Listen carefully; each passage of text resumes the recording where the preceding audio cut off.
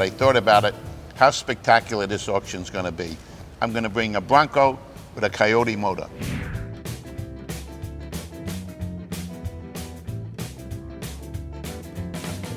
Well, this was your last minute addition. Beautiful blue and white Bronco.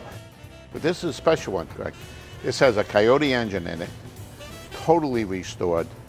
I mean, if you look at everything, we got to open the hood in this thing. Absolutely. I saw the Coyote engine in it. We were looking at it earlier. I mean, this is like unbelievable. Unbelievable car.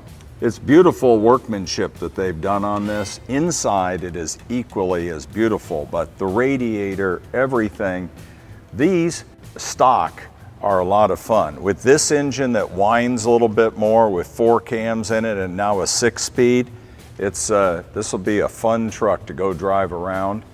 I mean, look at the paint, look at the finish. I mean, the detail that went into this truck. This makes somebody's life easy. Yep. All you got to do is be the last person with your hand in the air, and it could be yours out of Cars of Dreams.